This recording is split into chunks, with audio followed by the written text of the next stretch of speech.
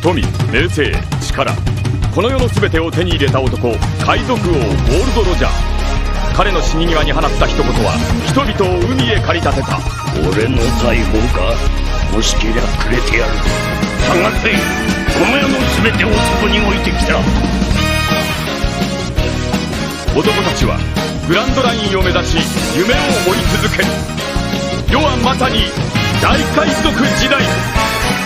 ありったけの夢をかき集め、探し物を探しに行くのさ。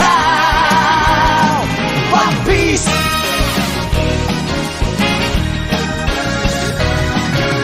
羅針盤なんて渋滞のもと、熱に浮かされ漢字を取るのさ。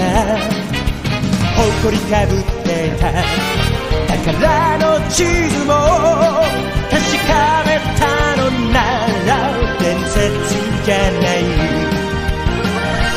個人的な嵐は誰かのファインをリズム乗っかって思い過ごせばいい。ありったけの夢をかき集め、探し物を探しに行くのさ。ポケットの恋、それと You wanna be my friend. We are on the groove. We are Episode 6 of the MultiMangaverse. Welcome to it. My name is Alan, hoping that you are doing well whenever you listen to this, wherever you may be in the world right now. It's Sunday morning as I'm recording this, the 11th of September 2022, and unfortunately offline at the moment. I've been offline for just over a week now. I'll talk more about this at the end of the episode because obviously it affects this series and all the other content that I usually put out. So stick around for that. But for now, let's just get things started on a happier note. We are beginning the second manga series that we'll be looking at alongside Hunter x Hunter. So speaking of that, for those of you who are new, if you are listening to this, if you're watching this anywhere outside of the Internet Archive, please check the description. You will find the link to the playlist of the MultiMangaverse so you can catch up. The first 4 episodes we're looking at Hunter x Hunter or Hunter x Hunter, created by Yoshihiro Togashi. So if you're a fan of Hunter x Hunter and you just need a refresh of what happened in early Hunter x Hunter, I recommend you check out those episodes. Or if you're someone who has heard of Hunter x Hunter but just want to get a sense of what it's all about, check those 4 episodes out. And then the previous episode we looked at Wanted, the collection of short stories that were produced by Eiichiro Oda before he got serialized and began what we're going to get started on today, One Piece. So I highly recommend you check out the previous episode to get yourself accustomed to Eiichiro Oda. We talked a little bit about him, about how he has wanted to write a pirate manga from the time he was in grade school, but he decided to save all his ideas for the day when he would be serialized in Weekly Shonen Jump. Weekly Shonen Jump. So between that time and when he got serialized, he put out these one-shots that would be collected in Wanted in 1998. We also looked at version 1 of the story which got him serialized, Romance Dawn, because Wanted only contains version 2. Version 1 would be published in the first data book for One Piece in 2002. One Piece Red Grand Characters. So if you wanted to learn a bit about both versions of Romance Dawn, we covered that in that episode, so check that out. So One Piece. What can we say about One Piece? There's a lot you can say about One Piece. Greatest manga ever created, you could say that. Highest selling manga of all time, you could say that. But I don't know how many people, when they picked up that issue of Jump way back in 1997, the week that One Piece Chapter 1 came out, how many people picked up Jump that day? They saw One Piece and they read it and they wondered, I'm going to keep an eye on this.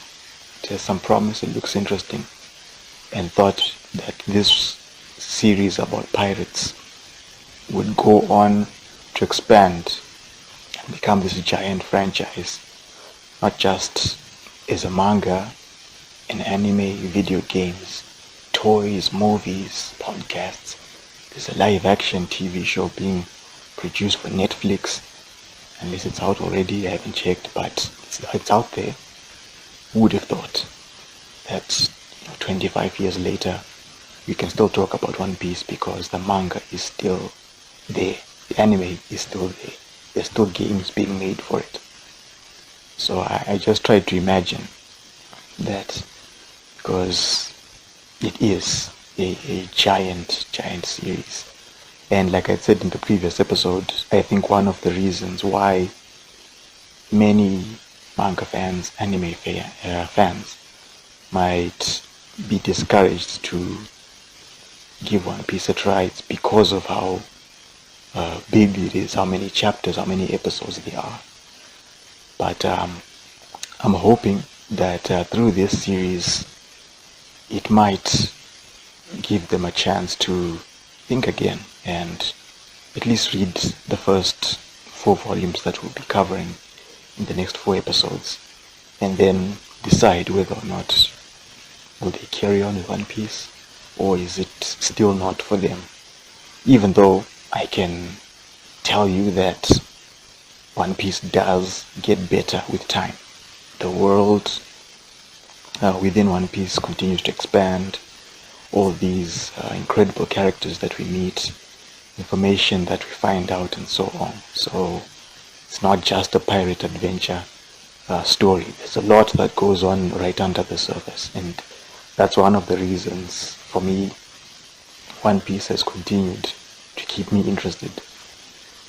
Very few manga have done that. Usually they start out super hot and there's a lot of promise. They have a good run, they reach their peak, and then it's a slow roll downhill towards the end because there's nothing else that they can offer. But with One Piece, it just kept bringing in something new to the table. There's always something to keep you reading.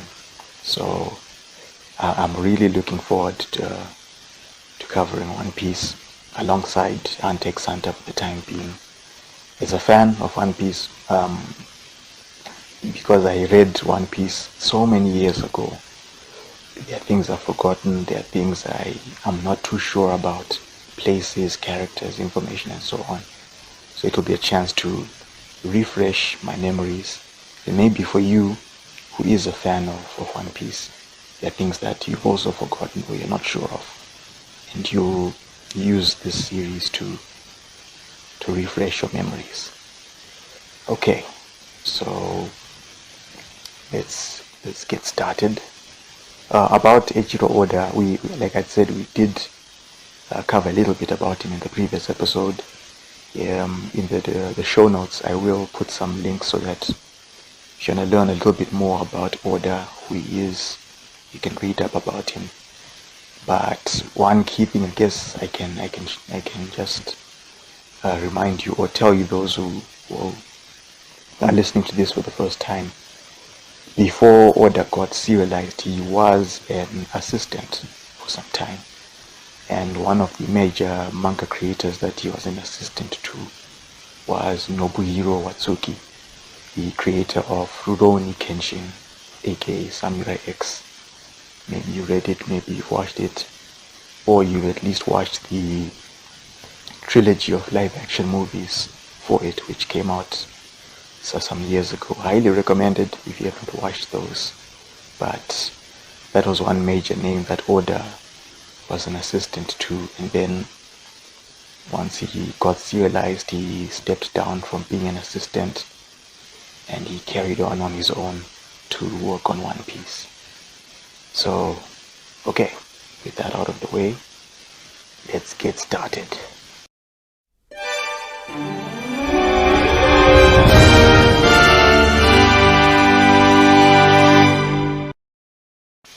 Volume 1, Romance Dawn, the dawn of the adventure. It was released by Shueisha in Japan on the 24th of December 1997, and then in English by Viz Media on the 30th of June 2003. It contains chapters 1 to 8, and chapters 1 to 7, they are part of the first story arc of One Piece, Romance Dawn. Chapter 8 begins the second story arc, which is Orange Town. And we are beginning the first saga of One Piece, which is known as East Blue. Okay, Chapter 1, Romance Dawn, the dawn of the adventure.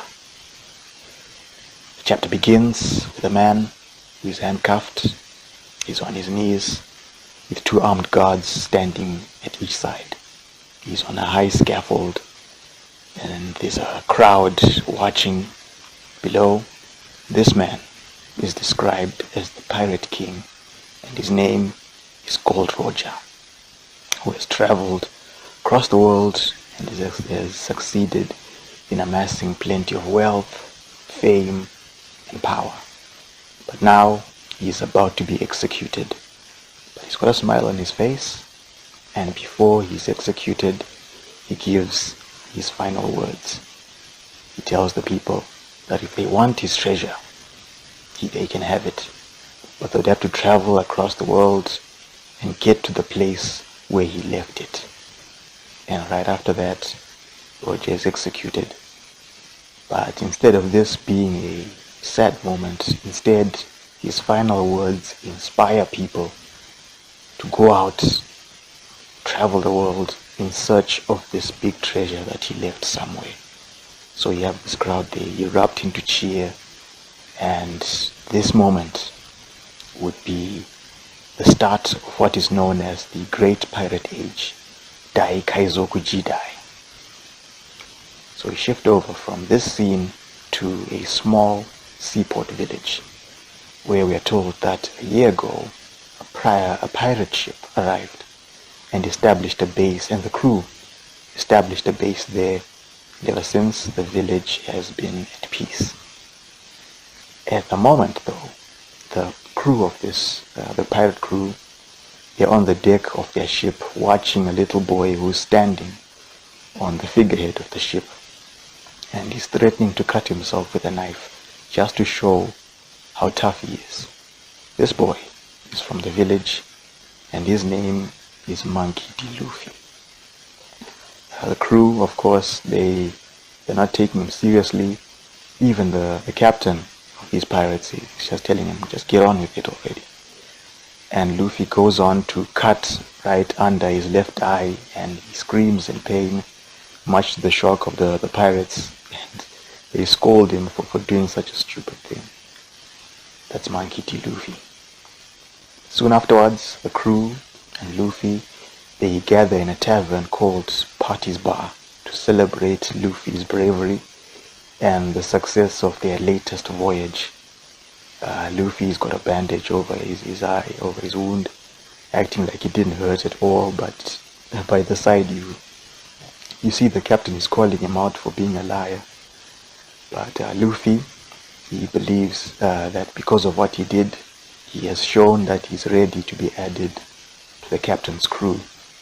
These pirates, are known as the Red Hair Pirates, Akagami Kaizokudan, who are led by their captain, Red Hair Shanks.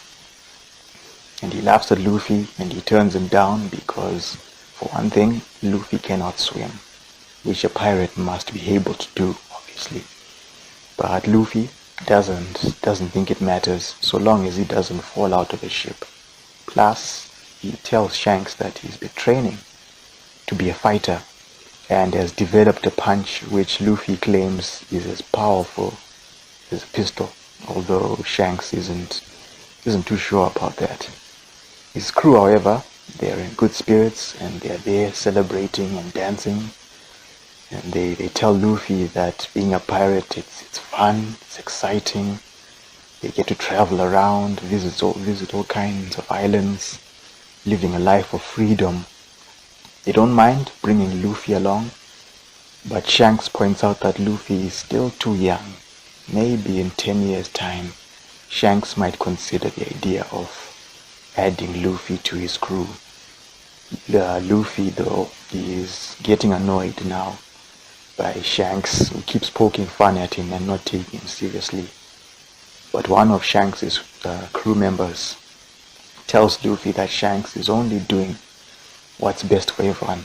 This man is the first mate. And he says that their captain, he puts the safety of his men on his shoulders because there's a lot of danger which comes with being a pirate. It's not all fun and games. But the first mate assures Luffy that Shanks is not trying to discourage him from chasing after his dream of becoming a pirate. Now, if you are watching the video version, I've put a page where Luffy is talking to the first mate. Just behind the first mate, on the wall, you'll see a wanted poster. This is one of many Easter eggs that Oda has put in the world of One Piece. This particular Easter egg, the wanted poster, is of a character named Mikio Ito. This is a reference to a real-life mangaka named Mikio Ito, who was an assistant alongside Oda when they were working for Nobuhiro Watsuki. I'll put a link in the show notes if you want to read a little bit more about Mikio Ito. It's not the only one. I think in the chapter there's a bottle which has this chapter, or one of the chapters in this volume, there's a bottle which will have the name Ito on it. Another reference to Mikio Ito. What I can tell you about Ito is that he did go on to become a mangaka with his own series published in Weekly Shonen Jump. One of those series would be a fictionalization of his time as an assistant, and it includes a character, his own reference to Oda, a character named Eiichiro Oda. So I'll again check the show notes, put information about Mikio and his work in there so you can read more about him. So the owner of the tavern, a woman named Makino, she appears and she's happy to see that Shanks and his crew are having a good time, although Shanks is just enjoying making fun of Luffy. And she asks Luffy if he wants some food. He does, and he tells her he'll pay Makino back with it. He'll pay back for the food once he's got all the treasure that he finds when he comes back as a pirate. And then he asks Shanks how long is his crew going to be in the village for. And this is where Shanks notes that they've been here for about a year, and now they just have a couple of voyages to go on before they set sail and travel north. And Luffy, he says he's pretty confident that by the time the pirates leave, he will have learned to swim, which sounds good to Shanks. Suddenly though, one of the small doors of the tavern is violently kicked in, and a group of men enters the tavern. Their leader, he excuses himself, and then he has a look around. He sees that the place is occupied by pirates. He's not too pleased by what he sees.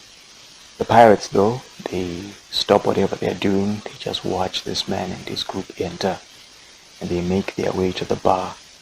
And if you look at the page, right, one of the panels, I think at the bottom, you see Luffy holding a very familiar fruit, and he's just taken a bite out of that fruit. But then we're introduced to the man. His name is Higuma, the leader of the mountain bandits.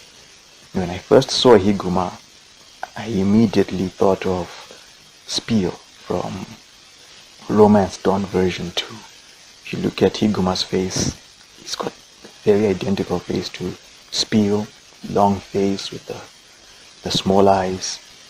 So Higuma says they won't cause any trouble. All they want are 10 barrels of sake. Makino, she tells Higuma that they've just run out of sake, which Higuma is surprised to hear, because when he looks around at the pirates, he asks Makino, what are they drinking? And Makino says, it's the last of the sake. And Shanks, who's by the bar, he apologizes to Higuma for the crew finishing the sake, and Shanks offers Higuma a bottle. It's not yet opened, but Higuma smashes the bottle, spilling whatever sake was inside all over Shanks. Makino, Luffy, the pirates, nobody says a thing. The bandits, they find all this amusing. And Higuma thinks Shanks is taking him lightly by offering him one bottle of sake when he just requested for 10 barrels of sake. So Higuma takes out a wanted poster of himself, which shows that Higuma has a bounty on him, which is worth 8 million berry, because he's killed 56 people. And he warns Shanks not to mess with the bandits, but Shanks is more concerned about the big mess that has been made. And we see he crouches down to pick up pieces of the broken bottle. He's asking Makino for a mop, although she says not to worry, she'll clean up. And then Higuma draws his sword and he slashes the bar top, breaking a couple of plates and another bottle, just to make the mess a bit bigger, more things for Shanks to clean up. Then the bandits, they exit the tavern, and Higuma just says that they might as well just go to another village and get some sake from there. So after the bandits are gone, Makino checks on Shanks to see if he's okay. He's okay. He breathes a sigh of relief, and then he just bursts into laughter. His crew as well, they also start laughing. They're just making fun of him for Shanks having been made to look like a fool. But Luffy's not laughing. He's upset with Shanks for not standing up to Higuma after what he did. Even though the bandits had the numbers advantage, Luffy still expected Shanks to fight back and not make a joke about it. But Shanks, he just plays it cool and says it was only a bottle of sake, no big deal. There's no reason for Luffy to be so angry. But Luffy won't accept this, and he turns to leave. As he does this, Shanks grabs his arm, trying to stop him, and Luffy's continuing to walk away, and his arm starts stretching. Shanks looks at this, his men, they're shocked, they can't believe this. And then Luffy now, he turns around, he sees his arm is stretched, and he's now panicking. He doesn't know what's happening to him. And one of the crew members, this big man, he opens a small chest and finds that it's empty. Inside that chest there was a fruit which is known as the Gomu Gomu no Mi, the Gum Gum fruit, which the pirates had stolen from an enemy's ship. So the big man shows Luffy a drawing of the fruit and asks Luffy if he ate it. Luffy says he did, although it didn't taste very good. And then Shanks now, he shouts at Luffy and tells him that fruit is a devil fruit. It's a rare treasure of the sea, and by eating it, not only has Luffy gained a body made of rubber, but he has forever lost the ability to swim. And we have a panel showing Luffy's reaction his mouth is wide open, and Shanks is just there by the side. He's calling him an idiot. This panel, the same reaction, is very similar, if not identical, to how Shanks reacted in Romance Dawn version 1 after Luffy ate the fruit in that one shot. So I just thought it was a nice callback. So there you go. Luffy has just eaten the Gumu Gumu no Mi. No longer able to swim. He's now a hammer, as we identified in the previous episode. People who lose the ability to swim, given this nickname of hammer. Also, just something interesting. The page where Luffy's arm stretches, one of the men, there's a panel that shows the crew. One of the men shown is wearing a kerchief. Right. On this kerchief is a word, Yasop. Might not mean anything to some of you right now, but it will sometime later. So just make a note of it. Yasop. Sometime later, after the pirates have left on another voyage, we see Luffy making his way to the fish store. And gets there, asks for some fish. Despite what happened to him, losing the ability to swim and all, he's all smiles, he's in a good mood.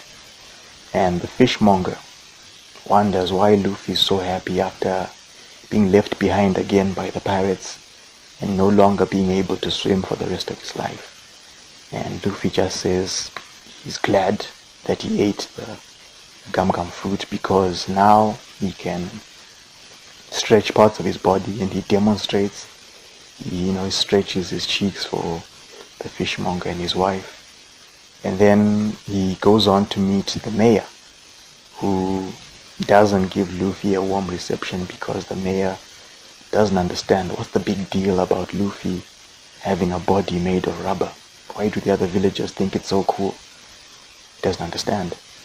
Then he tries to discourage Luffy from becoming a pirate like Shanks and his men.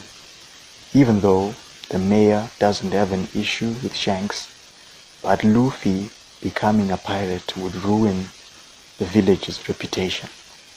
And you see Luffy is not interested in hearing what the mayor has to say. He's plugged his ears, he's walking away, and eventually he makes his way back to Party's bar, and he's having a chat with Makino, who is aware that the pirates have been away for quite some time now.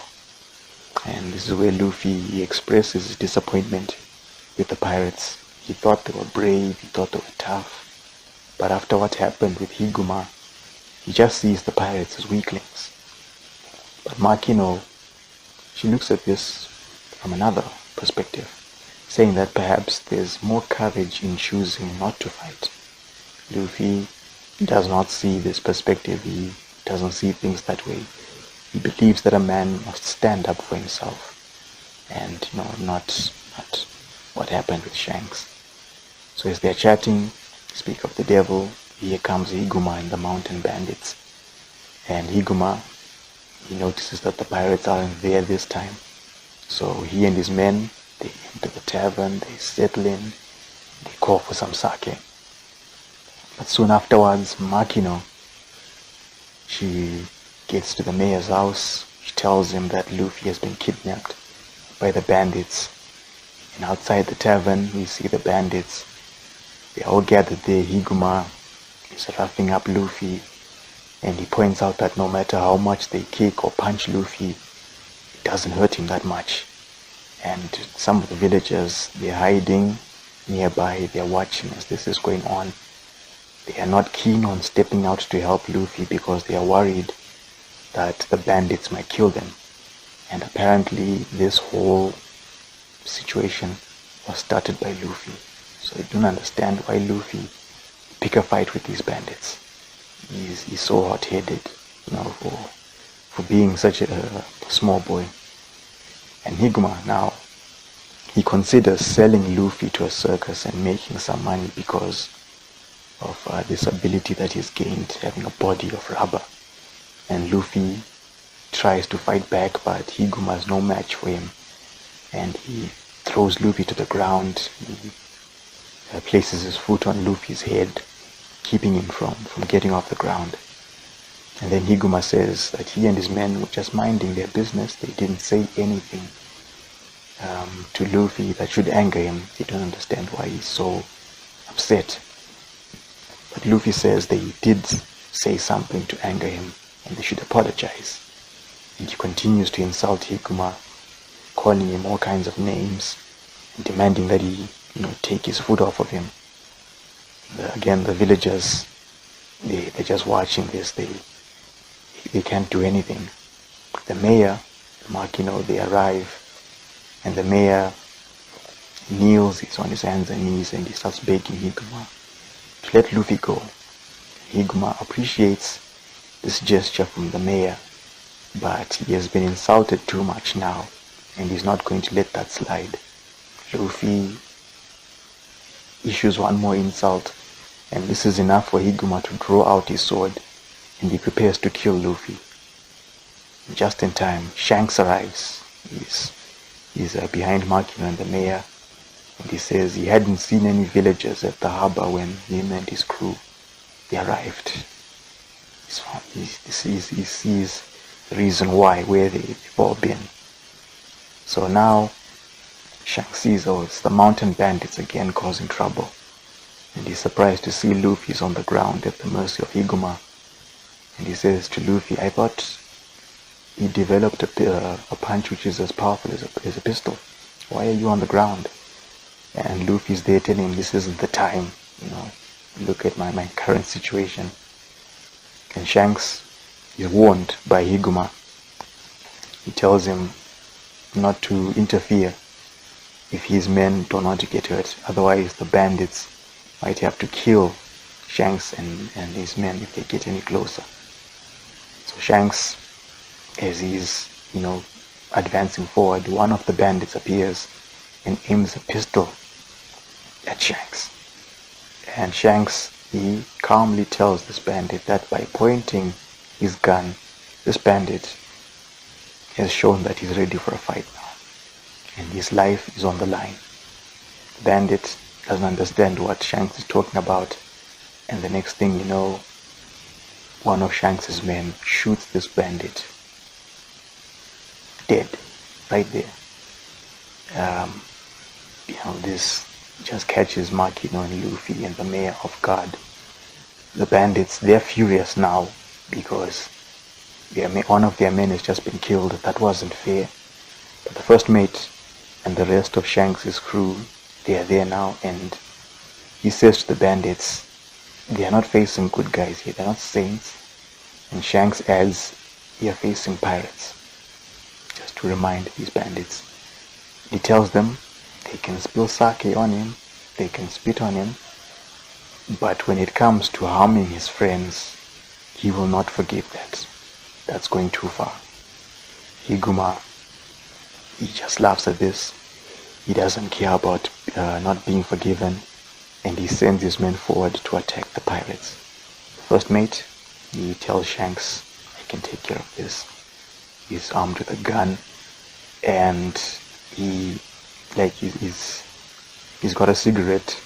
He takes out his cigarette, he but he puts it out in the face of one of the bandits, and then he goes on to clobber Higuma's men with that gun that he's carrying.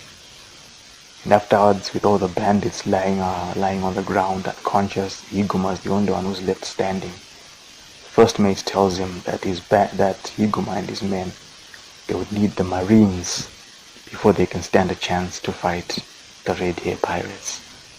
And Higuma, now with all his men incapacitated, he's had enough. He starts panicking. He tells Shanks that Luffy's the one who started this fight, but Shanks doesn't care about this, and he tells Higuma that there's a bounty on your head, by the way. And after hearing this, Higuma, he takes out a smoke bomb, throws it to the ground, and makes his escape with Luffy as his hostage.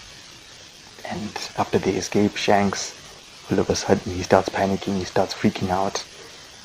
It's played out for comedy, but he's freaking out, he's not sure what to do now, and one of his men just calms him down and says they'll split up and they'll search for Higuma and Luffy. You do find Higuma and Luffy, they're out at sea, they're in a small boat. Higuma now is pleased with himself for making that escape, and he tells Luffy that initially he brought him along as a hostage, but now Higuma is no use for him, and after killing 56 people, he might as well make it 57 now. And he just kicks Luffy out of the boat after Luffy tries to attack him. And as Luffy is sent flying into the sea, he remembers what happened at the tavern. We see Higuma and his men, they're laughing at Shanks for not fighting back after being humiliated by Higuma. Higuma calls Shanks a coward, and he says, cowards like that, they just make him angry. And Higuma was prepared to kill Shanks, saying that pirates only try to act cool. And Luffy has heard this, and he's now angry, and he tells Higuma to shut up, and says Shanks is not a coward and must not be underestimated. Now this scene, reading it again, reminded me of another character way ahead who's in a similar situation where an antagonist makes fun of someone important to that character, and this character, their friends are right there. They're telling this character, don't listen to what that antagonist is saying, walk away, let it go. Unfortunately, this character does not let it go, and things don't end very well for that character. If you are a fan of One Piece, you know which character I'm talking about. If you don't worry, you'll find out eventually. So we come back to the present. Luffy's in the water, he's struggling, can't swim. Higuma is in the boat, he's laughing at Luffy. And then Luffy sees something appear behind the boat. It's a massive sea monster that's known as a Sea King. Kaio Rui. That's Sea King. Even Higuma is shocked to see the appearance of this Sea King. But before he can do anything about it, Higuma and the boat are eaten by this Sea King. Luffy screaming, and this alarms the Sea King, and now it's coming for Luffy. And just in time, Shanks appears to save Luffy, and with a glare, just this really shocking glare, Shanks looks at the Sea King, tells it to get lost. At first the Sea King doesn't move, but then after looking at Shanks, it just turns around and swims away. And Luffy is there, he's crying, but Shanks, he thanks Luffy, trying to comfort him. Thanks Luffy for standing up for him. Makino had told Shanks what happened, so he was thanking Luffy, trying to comfort him. But Luffy's continuing to cry because for saving Luffy, Shanks sacrificed his left arm to the Sea King. But Shanks, despite this, is not upset, and he calmly tells Luffy it's only one arm. He's just glad that Luffy is safe. And the narrator then explains that the reason Shanks wouldn't take Luffy along is because the sea is a very dangerous and unpredictable place. Luffy, as he is, was nowhere near strong enough for it. But he came to realize how strong Shanks was, and so he vowed to someday be as great as Shanks is.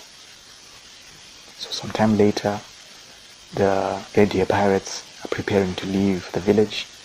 Their time there has come to an end, and Luffy tells Shanks that he won't beg him to go to take him with him this time. Although Shanks, he says, even if Luffy had begged, he wasn't going to take him anyway. and he reminds Luffy again that he doesn't have what it takes to become a pirate. But this is when Luffy responds by saying he will be a pirate someday with his own crew, which is just as strong as the Red Deer pirates. Together they'll find all the treasure in the world, and then Luffy will be the pirate king.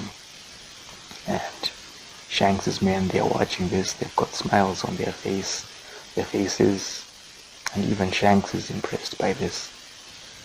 Then he takes off his straw hat and he puts it on Luffy's head, and he says, "This hat is special." That's his gift to Luffy. And someday, when Luffy becomes a great pirate, he can return this straw hat to Shanks. And then he heads for his ship. The first mate is there. He says to Shanks that Luffy is going to be a big deal someday. And Shanks agrees, because he's aware that Luffy is aware of this, because Luffy reminds Shanks of when Shanks was younger. So the Red Deer pirates, they set sail. Luffy and the villagers, they are watching from the harbor. And then 10 years later, we get a time skip. The villagers, they're at the same spot and watching a much smaller boat depart from the village. A dinghy occupied by a teenage Luffy. And Makino, she says she's going to miss him. The mayor is there, he's worried about the village's reputation. The fishmonger is there, he's saying, he can't believe that Luffy was serious about becoming a pirate. And so Luffy has begun his journey. The weather's pleasant, Luffy is off to a great start, until he meets an old enemy, that Sea King from 10 years ago, which is known as the Lord of the Coast, Kinkai no Nushi, because he inhabits the waters near the village. So Luffy, this time, is ready for the Sea King, and he prepares to show him what he has spent these past 10 years learning. You see Luffy readying his right arm, and then he shoots it forward. A strong right punch that he calls Gomu Gomu no Pistol, the Gum Gum Pistol. It's powerful enough to knock out the Sea King, and afterwards Luffy can carry on in peace. And he notes that he's going to need a crew of at least 10 people, and he's going to need a flag, of course, but all in due time. And the chapter ends with Luffy making his signature declaration that he's going to be the Pirate King.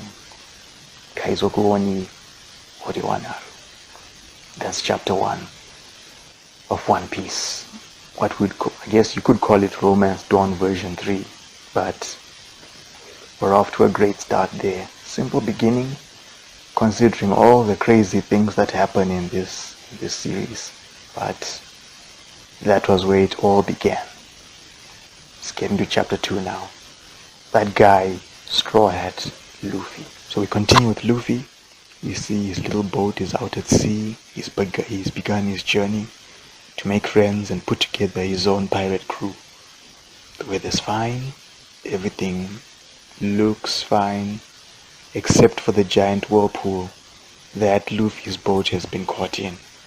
And Luffy, he's not too worried, even though he can't swim, and clearly there's nobody around to help him. So he just, accepts the situation, and next thing you know, the whirlpool just takes his boat and he goes under.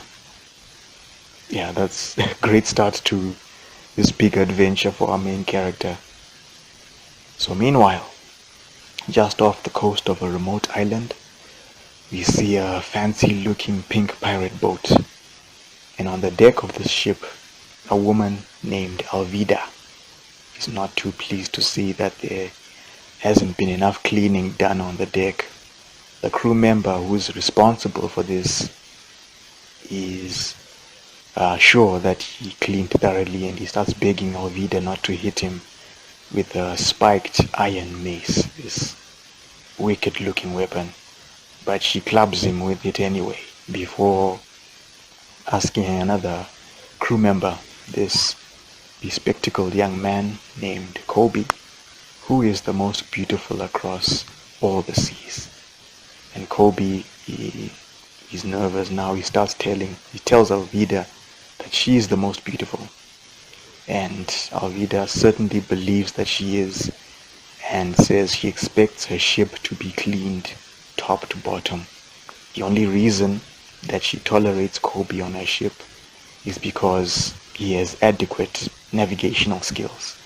Otherwise, he has no other use except to clean Alvida's shoes. This lady, Alvida, is the lady pirate Iron Mace Alvida, or Kanabono Alvida. Her crew, you see them, they are getting to work cleaning, while Alvida, she's not satisfied with Kobe cleaning her shoes, so she just orders Kobe to go and clean the washroom. And Kobe apologizes, then he goes off to clean the washroom. Introduction to Kobe. There it is. Sometime later, Kobe is on the island. He is rolling a barrel into a storehouse. He found this barrel washed up on the shore, and he noticed that there's something in it.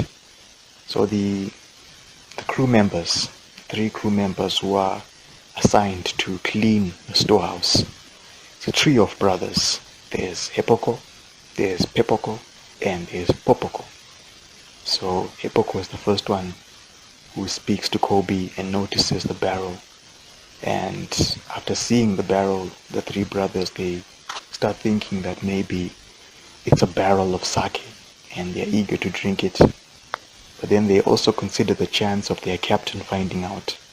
So Popoko, he pretty much bullies Kobe into not snitching, and Kobe assures them that he's not going to tell Alvida anything.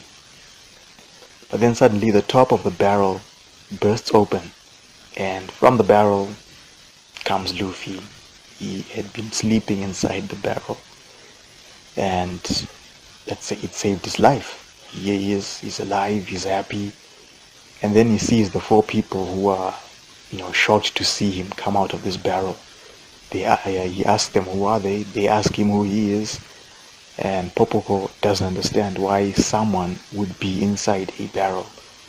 But before Luffy can give his reply, we see Alvida's iron mace comes flying in and completely smashes the storehouse. And it sends Luffy and the barrel rolling away into a forest. Alvida arrives, wanting to know what's going on, and she thinks her men have been slacking off. But the men explain that an intruder is here, brought in by Kobe, and Pepeko wonders if it's someone famous that they know. But Pepeko doesn't think so, because he heard that that person is locked up at a marine base. And this person that they're referring to is the highly dangerous bounty hunter Roronoa Zoro. And even Alvida is a little worried that maybe Zoro might have escaped from this place, which wouldn't surprise her, because she thinks Zoro would be capable of escaping. So meanwhile, Kobe, he went off into the forest chasing after Luffy. So after checking to see if Luffy is okay, he introduces himself to him, saying he's Kobe, the cabin boy. And he tells Luffy that this island belongs to Alvida. So Luffy, he asks Kobe if he has a boat, given that Luffy's his own boat got caught in the whirlpool, which Kobe is shocked to find out about. But he does have a boat, and he shows it to Luffy. The boat, however, which Kobe spent 2 years putting together, looks more like a coffin to Luffy as he sees it, and that's the little comment that he gives. But Kobe, though, he's willing to give it to Luffy, because although Kobe was planning to escape using the boat, he doesn't have the courage to do so, despite the fact that Kobe, he really has something that he wants to do. But he doesn't have the courage. He's been a cabin boy for Alvida for 2 years now, after accidentally walking onto the ship when he was out fishing. But Luffy after hearing this, he just thinks Kobe's a coward. And then Kobe asks Luffy, why is he sailing? And Luffy tells him he's going to be the Pirate King, which catches Kobe by surprise, because he knows about one person who had that title after they acquired all the treasures in the world, including the greatest treasure of them all, One Piece. And so Kobe asks Luffy if he's searching for One Piece. Luffy says he is. Kobe can't believe that, because there are plenty of other pirates out there searching for One Piece as well. There's no chance for Luffy to find it and become Pirate King. It's just impossible for Kobe to believe. But Luffy says that he's prepared to die for his dream to become the Pirate King. Maybe a tough road ahead for him, but he believes he can achieve that dream. And hearing this, Kobe is amazed by Luffy's determination and by how much he values his dream, which makes Kobe think of his own dream, to become a Marine. He has wanted to join the Marines and fight outlaws, and even though becoming a Marine would mean that he and Luffy will be enemies, it's still Kobe's dream. And now Kobe, he fires up. He's prepared to risk his life to leave this place and join the Marines, and maybe become the one who arrests Alvida, who suddenly appears and destroys the boat that Kobe had spent 2 years building. Speak of the devil. His means of escaping Alvida, there it is, completely ruined. And she asks Kobe if he was hired by Zoro to capture her. And then she gives Kobe one chance to repent. She asks him a signature question. And as Kobe is starting to answer, Luffy interrupts. And the worst question he could ask at this moment, he asks, who is this rude woman? Pointing at Alvida. And the panel which shows the reaction from Alvida and her men, again, call back to one of the one-shots where Luffy made fun of Spiel for his head, and we had this expression where their mouths are wide open, they have nothing to say after hearing that. So I just thought it was a nice little callback. They're stunned by Luffy and what he just asked. And then Kobe quickly says to him to repeat the usual answer to Alvida's question. But as he's thinking about this, Kobe, he remembers what Luffy had said about willing to die for his dream. And this is when Kobe musters up enough courage to call Alvida the rudest and ugliest old hag of them all. And Alvida's furious. She swings her iron mace at Kobe, but Luffy steps in and takes the full force of the attack. But there's no harm done to him because he's made of rubber now, and he knocks out Alvida with one Gomu Gomu no pistol. Men, Kobe, they're stunned not only by Luffy having survived the attack from Alvida, but his arm just stretched right in front of them. And their captain as well has just been defeated by this guy. So then Luffy tells the men, get Kobe a boat, he's going to join the Marines. Men, they comply, and soon enough we see Luffy and Kobe sailing away from the island.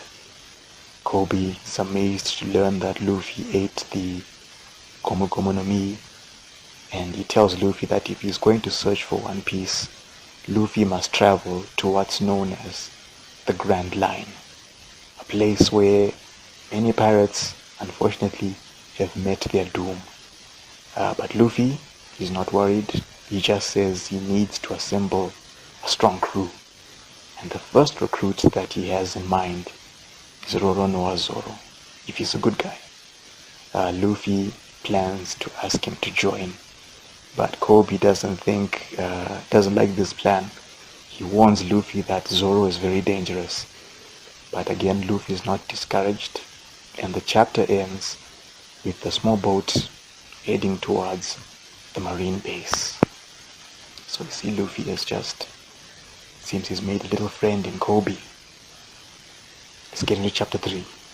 Pirate Hunter Zoro enters. So he continues sailing to the marine base with Luffy and Kobe. Kobe, he continues to tell Luffy about Zoro. Rumors say that Zoro is a very dangerous man, a very violent man.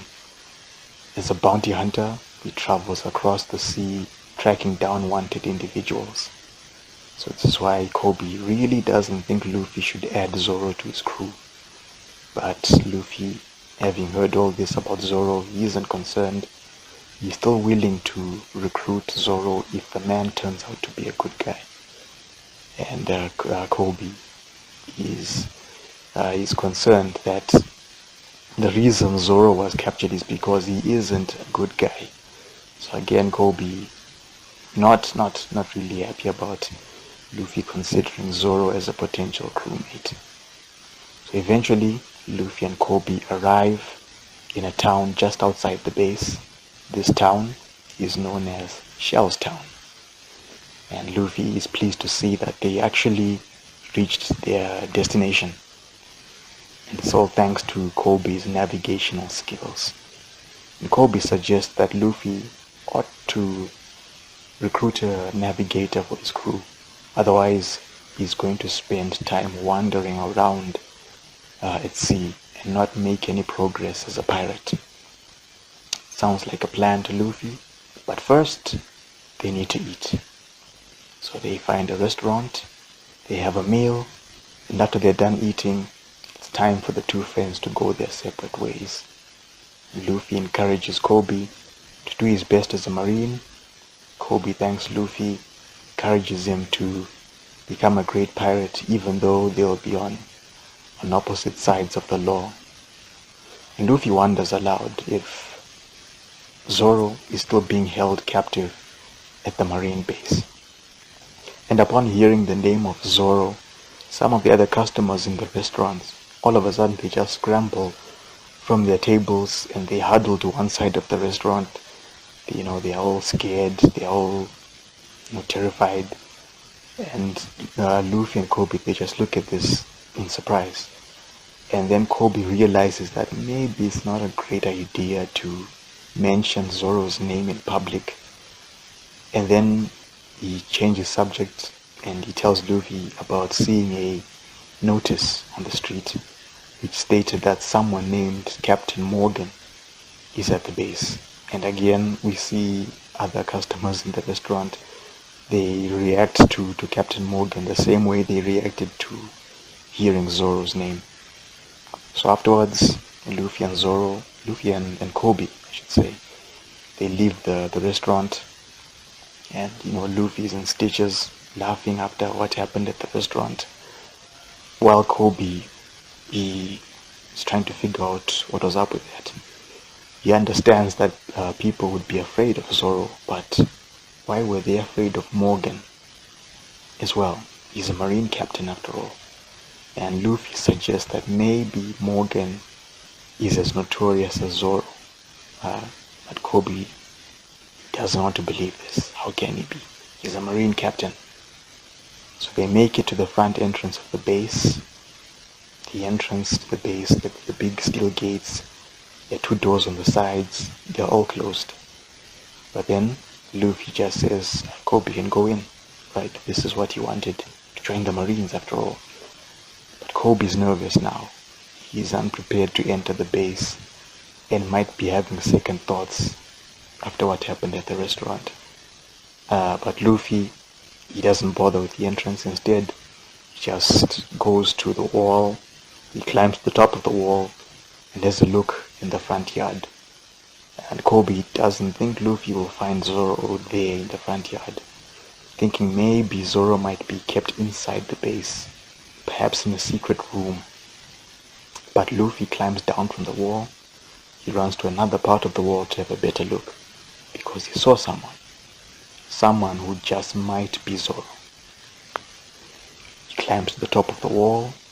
Kobe joins him, and once he sees the person that Luffy found wearing a black bandana around his head, he's got a haramaki sash around his waist, and is emitting an intimidating aura, Kobe immediately knows who that is. Indeed, it's Roronoa Zoro. And we are shown Zoro is bruised with his head down, both his arms and his waist are tied to a wooden cross. Now I just wanted to say this. So you see Zoro for the first time in the story, excluding the cover of Volume 1. I just thought it was interesting to note that in the official version he's Roronoa Zolo, not Zoro, because apparently the people who own the copyright to the other more famous Zoro, the Legend of Zoro, they had an issue with this. They threatened to sue. So officially he's Roronoa Zolo. And it just made me shake my head because these are two different characters. We have Zoro and we have Masked Zoro, and their names are spelled differently also. I just didn't understand this, but here we are. So Luffy has his confirmation that indeed this is Zoro, and is eager to free the man. But Kobe, he warns against doing this, believing that once Zoro is freed, he could cause trouble in town and maybe he'll kill Luffy. And as he hears these two people talking, Zoro speaks up to them. He asks them to set him free. He's been there for 9 days. He's exhausted, but he assures them that he's a man of his word, and he's willing to pay them with the reward of, if he were to capture a fugitive, the reward money that he gets, he will pay Luffy and Kobe for rescuing him. And once again, Kobe, he tries to dissuade Luffy from freeing Zoro, fearing that Zoro might kill them. But Luffy is not worried. He's certain that Zoro can't kill him because Luffy believes he's just as strong as Zoro. And Zoro's a little surprised to hear about this. And then a ladder appears right next to Luffy and Kobe, and they are soon joined by a little girl who just urges them to be quiet before she jumps into the yard and goes over to Zoro. And Zoro, he asks this girl, what is she doing here? The girl presents him with a couple of onigiri, rice balls, that she made for him since he hasn't eaten in a while. And it's actually the first time she's attempted to make these onigiri. But then Zoro, he angrily tells the girl to leave. It's not safe for her to be here. And just as she's starting to protest, the son of Captain Morgan arrives, flanked by 2 Marines. And his name is Helmeppo. I have to say, the first time I saw, when Helmeppo is introduced like this, I immediately thought of JoJo's Bizarre Adventure. He looked like a character who would be in JoJo's Bizarre Adventure. The only thing that's missing is maybe his hairstyle. It would be this really funky looking hairstyle. Then his suit would maybe have some accessories on it. Maybe the design would have all these symbols on it. Maybe he would be striking a pose with his stand in the background. So this is Helmeppo. But Kobe is relieved to see him, thinking that now the girl will be safe from Zoro. Instead, Helmeppo reaches the girl, snatches one of the onigiri from her, and he just chucks it in his mouth. But instead of containing salt, the onigiri instead has been made with sugar, and it just tastes horribly too sweet for for Helmepo. And the girl, she says she thought it would taste better if she added sugar in it instead of salt. But instead Helmepo, he just knocks the onigiri to the ground and he just starts stepping on the onigiri while the girl, she's just begging him to stop. And she begins to cry because all the work that she put into making the onigiri there is going to waste. And Helmepo says, it's the girl's fault. She didn't read a nearby signpost which has a warning from Captain Morgan. To anyone who tries to help a prisoner, they will be charged with the same crime as the prisoner. And after, demolishing the food that this girl has made, Helmepo, he orders one of the Marines to throw the girl out of the base. The Marine at first hesitates, caught off guard by this, but Helmepo threatens to report the man to his father. And so the Marine obeys, and the little girl is literally thrown out of the base. She is chucked over the wall and is caught outside the base by Luffy. Lucky for her. So while Kobe is checking the girl back in the base, Helmepo is talking to Zoro. He's amazed to see that Zoro has lasted this long. And Zoro says to him he plans on carrying on as long as Helmepo keeps his promise of if Zoro can last a month out there, Helmepo will release Zoro. So after Helmepo and the Marines they leave, Luffy enters the base, gets to Zoro, who tells Luffy to leave before Helmepo reports him to Captain Morgan. But Luffy isn't too bothered by this. Instead, he just tells Zoro that he's looking for someone to join his pirate crew. Zoro asks Luffy will he force him to join if he frees Zoro.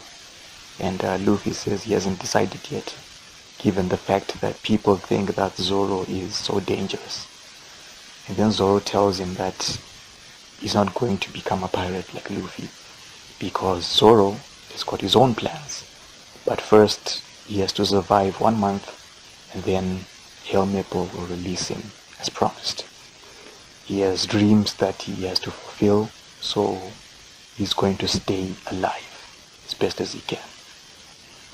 And then Luffy, he turns to leave, but then Zoro stops him and asks him to pick up the onigiri that's on the ground and give it to him. Luffy picks up the onigiri, what's left of it. It's all covered in dirt now, but Zoro is willing to eat it anyway. And despite how horrible the onigiri tastes, Zoro, he eats it all, and then he passes a message to Luffy for the girl, to tell the girl that the onigiri tasted good. He ate everything. So back in town, Luffy, Kobe, and the girl are there. Luffy passes on Zoro's message to the girl, and she's pleased to know that, he ate the onigiri. And this makes Kobe wonder if perhaps Zoro is actually not as bad as people make him out to be. And the girl tells Kobe that Zoro is not a bad person, didn't do anything wrong. She says Zoro actually got arrested because of the girl. She was attacked by Helmepo's pet wolf named Zoro, which had been let loose and was running around in town frightening people. And so Zoro killed the wolf to save the girl.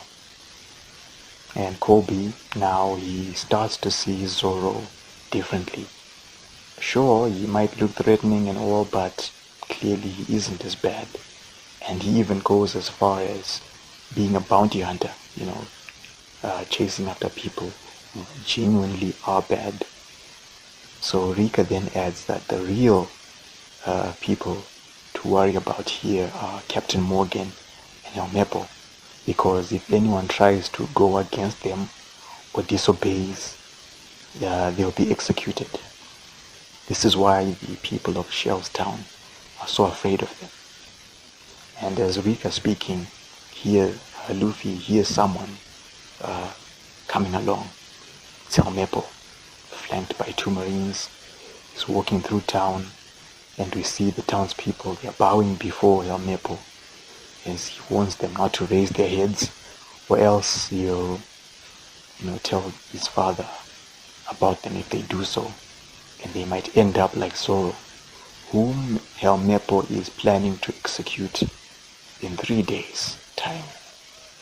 And Luffy hears this. He steps forward to remind Helmeppo that, hey, wait a minute, you gave Zoro a month. But Helmeppo laughs, telling Luffy that he was only joking. Zoro, he was a fool to believe Helmeppo.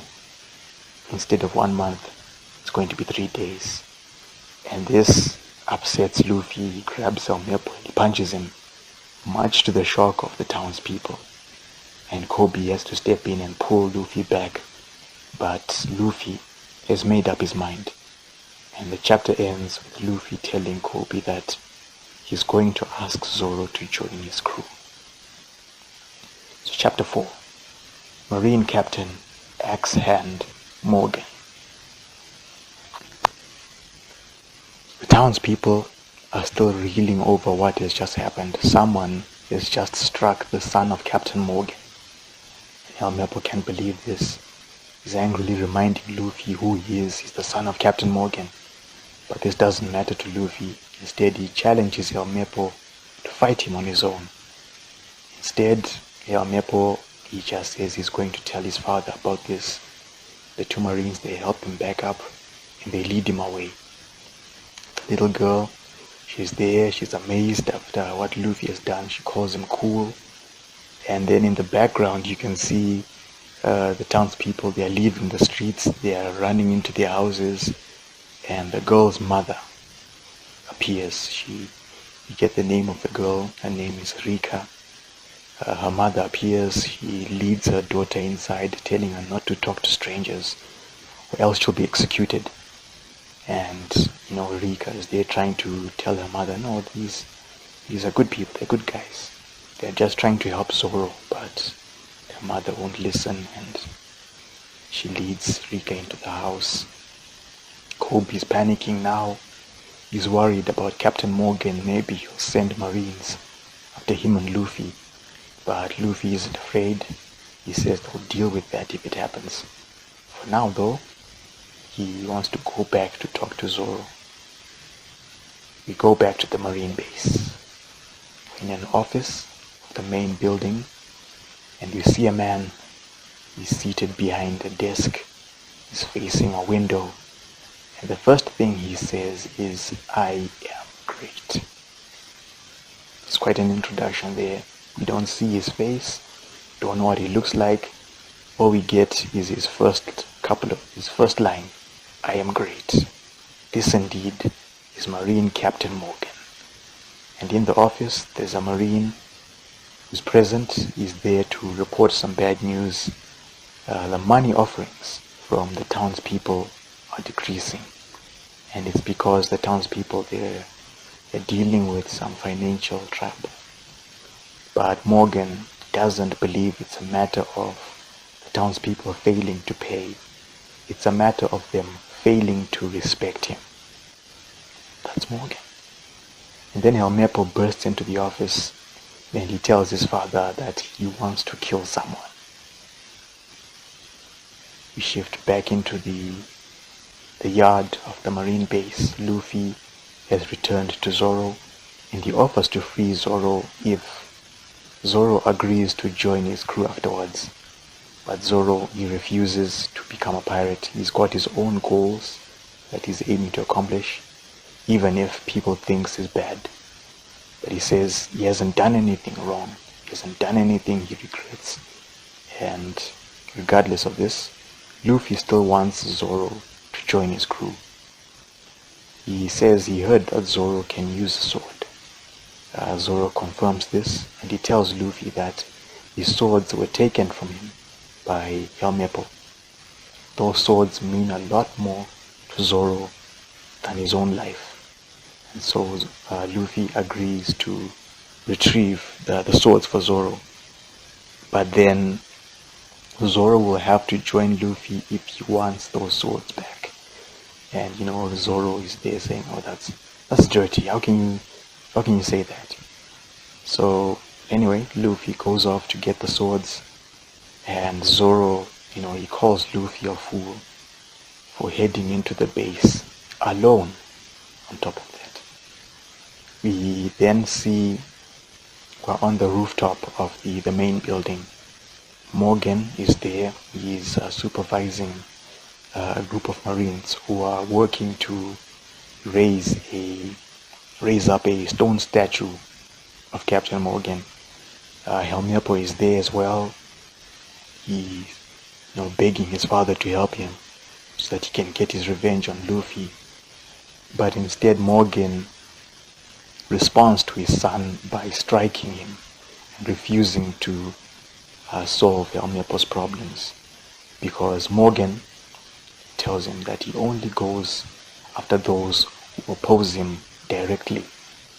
And this is where we finally get the introduction of Morgan. We get to see him, this big jacked up man standing at 285 centimeters or 9 feet 4 inches. And Morgan, he's got a steel jaw that has the German word for seagull etched on it. And then his right hand has been replaced by a large steel axe. This is Axe Hand Morgan, Onotino Morgan. And he asks Helmeppo to confirm a rumor that he heard about a girl who managed to enter the base. Helmeppo confirms it, says it's true. And then Morgan asks Helmeppo, did he execute the girl?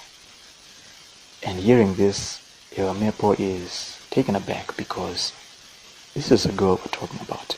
She didn't know what she was doing. It was a mistake to be in the base. And then Morgan turns to one of the Marines, a lieutenant junior grade, and he orders him to go and execute the girl. The lieutenant junior grade, he declines, obviously not wanting to kill a little girl. But then Morgan reminds this Marine that he is a rank beneath Morgan, and Morgan has just issued an order, so the Marine has to obey the order. And then Morgan, he just goes on to strike down this lieutenant junior grade, much to the shock of the other Marines. Even Helmeppo is stunned by this. His father didn't have to go this far. But Morgan, he just says he'll take care of the matter of the little girl himself. He tells the Marines that he is the most important one here because he has the highest rank on the entire base, a rank which he achieved thanks to his powerful axe hand. Great people like him do not make mistakes. The statue which the Marines are putting in place at the highest point of the base is a symbol of Morgan's power and is as great as he is. Again, this is Morgan for you. Then we go to the yard. Back in the yard of the base, we see Luffy. He's surprised not to have found any Marines around. Even Helmeppo, he hasn't seen him. And Luffy has to find Helmeppo because in order to get back Zoro's swords, he has to find Helmeppo. Back on the roof, we see one of the Marines, a seaman recruit.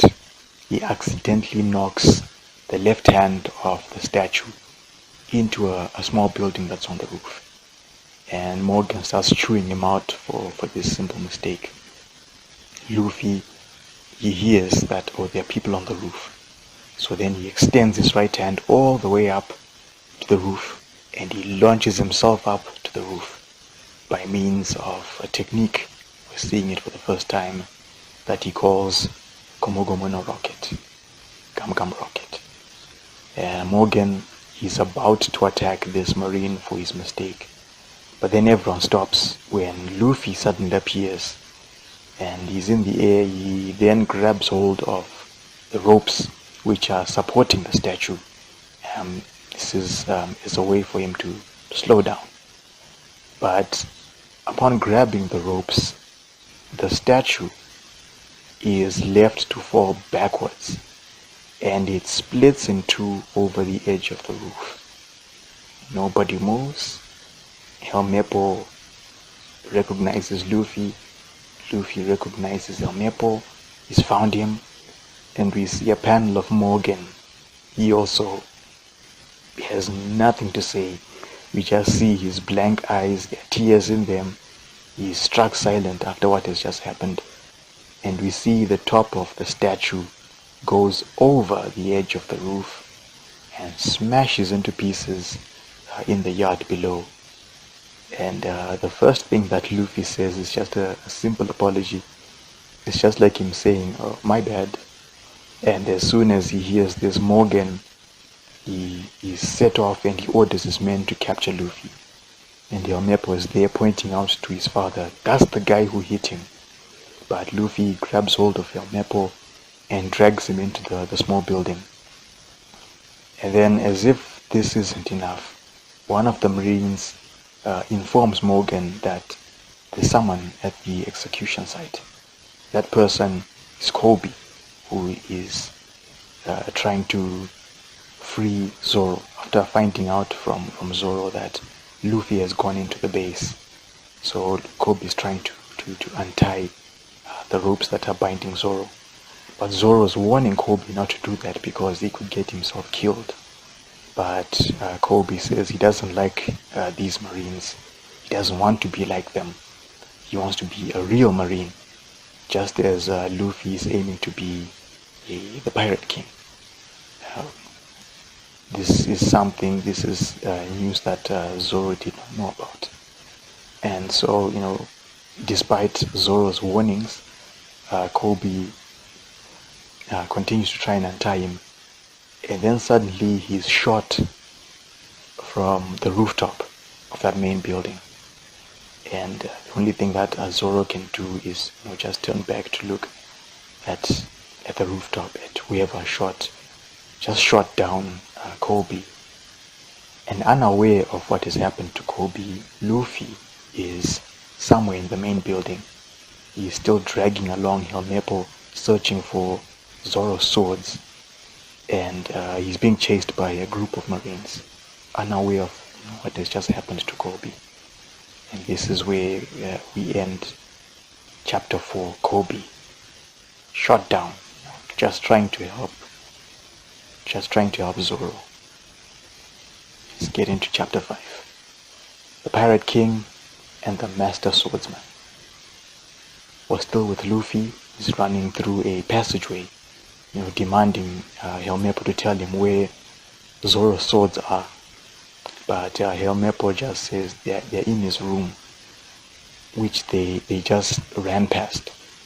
Now, Luffy ends up punching Helmeppo for not saying so earlier. So they have to backtrack. But then the group of Marines, there are 3 Marines, they've caught up to Luffy and they're aiming their rifles at him. But Luffy, he won't surrender, and he holds up Helmeppo, using him as a shield, and tells them how they can shoot. And Helmeppo is there, screaming in terror, not wanting to be shot. And then we go back to the execution site. Kobe is still alive, but he is screaming in pain because he was shot in his left arm. So he wasn't shot dead, thank goodness. Zoro is there urging Kobe to run before the Marines get there. But Kobe is determined to free Zoro. But however, Zoro tells him that no, he is going to stay there. There's a promise that was made to him that if he stays there for a month, he'll be released as Helmeppo had promised him. Then Kobe reveals to Zoro that Helmeppo isn't planning to keep that promise, and instead Helmeppo is planning to have Zoro executed in 3 days' time. And Zoro is stunned when he hears this. So Kobe explains that he explains to Zoro that Luffy stood up for Zoro, and he hit Helmeppo back in town. And so this is why he's trying to help Zoro. So Kobe asks Zoro to help Luffy after he set him free. He won't force Zoro to become a pirate, but if he can team up with Luffy, they could be strong enough to escape together from this town. And then, just as Kobe is saying this to Zoro, a group of Marines have made it to the execution site. They have surrounded Kobe and Zoro, and they are ready to shoot. We shift back into the building. Luffy and Helmeppo, they enter Helmeppo's room, and propped up against one wall, there are 3 katana. But Luffy doesn't know which ones belong to Zoro, and he asks Helmeppo, but at some point Helmeppo fainted, so he's there being held by Luffy. He's out cold, he's foaming at the mouth. I should say. And then Luffy looks out a window, and he sees Kobe is at the execution site, surrounded by all those Marines. Morgan has joined the Marines, and he's ordering them to fire at Kobe and Zoro. But Zoro, again, he's got things that he needs to do. He cannot die there because there are things that there are things he has to do, and they are all related to a promise that he made when he was a young boy. And we get our first major flashback. Go back in time, we are shown the training grounds of a dojo where a young Zoro has just been defeated in a fight by a young girl named Quina. This is Zoro's 2000th defeat, and despite the fact that Zoro was using 2 wooden swords against Quina, who only had 1, Quina, she mocks Zoro for being so weak despite being a boy, and the other dojo students who were watching this fight, the friends of Zoro, they won't accept Zoro being called weak, because he's the best one in the dojo, the best one among them. And Zoro is upset about the loss, and the other students, they say, oh, Quina is just showing off because she just so happens to be the daughter of the dojo master. The dojo master appears, and he denies to his students that he's been secretly training Quina. She's just that good. And so Zoro, he's frustrated now. He doesn't understand why he can't defeat Quina. After all, he wants to head out to sea, and he's aiming to become the world's strongest swordsman. So he just can't accept being defeated by Quina. He cannot lose to anyone anymore. So later that day at night, Zoro, he finds Quina training alone, and he challenges her to a duel. This time, instead of using wooden swords, they'll use real swords. Zoro again is going to be using 2 swords. Quina is going to be using 1. And the duel doesn't even go very far before Quina disarms Zoro and claims another victory. But it's another loss for Zoro.